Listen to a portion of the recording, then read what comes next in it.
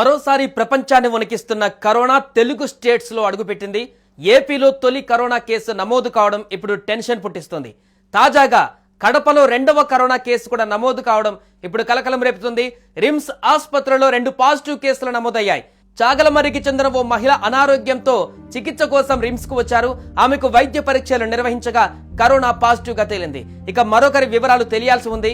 వైజాగ్ లో corona case నమోదు కావడంతో అధికారులు అలర్ట్ అయ్యారు. విశాఖ మద్దిపాలెం పిఠాపురం కాలనీకి చెందిన 28 ఏళ్ల మహిళకు కరోనా పాజిటివ్ అయినట్టుగా అధికారులు ప్రకటించారు. చలి జ్వరం వచ్చిందని ఆసుపత్రికి వచ్చిన మహిళకు టెస్టులు నిర్వహించిన డాక్టర్లు కరోనా పాజిటివ్ అని తేల్చారు. ప్రపంచ దేశాలను వణికిస్తున్న కొత్త వేరియంట్ ఇప్పుడు మన దేశాన్ని వణికిస్తుంది.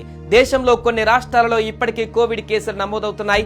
అయితే ఏపీలో తొలి కేసు నమోదు కావడం అధికార యంత్రాంగం అప్రమత్తమైంది. విశాఖపట్నంలోని మద్దిలపాలెంకు చెందిన యువతి కార్పొరేట్ ఆసుపత్రిలో 4 రోజుల కిందట జ్వరంతో చేరినప్పుడు అనుమానంతో కరోనా నిర్ధారణ పరీక్ష చేయగా పాజిటివ్ అని తేలింది. ఇదే నమూనాను విశాఖ కేజీహెచ్ లోని వైరాలజీ ల్యాబ్ లో పరీక్షించి కరోనా పాజిటివ్ అని నిర్ధారించారు.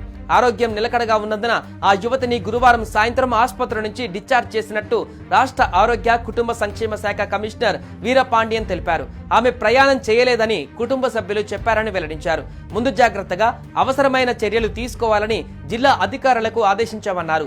దేశవ్యాప్తంగా కరోనా కేసులు నమోదవుతుండటంతో రాష్ట్రంలో కూడా పాజిటివ్ గా వచ్చిందని, దీనిపై ప్రజలు ఆందోళన చెందవలసిన అవసరం లేదని ఆరోగ్య శాఖ అధికారులు తెలిపారు. సరైన జాగ్రత్తలతో పాటు ప్రభుత్వ నిబంధనలను పాటించవలసిన అవసరం ఉందని తెలిపారు. కేంద్ర ఆరోగ్య శాఖ విడుదల చేసిన లెక్కల ప్రకారం దేశవ్యాప్తంగా 260 కరోనా పాజిటివ్ కేసులు నమోదయ్యాయని, ఈ సమయంలో ప్రజలు అప్రమత్తంగా ఉండాలని హెచ్చరించారు.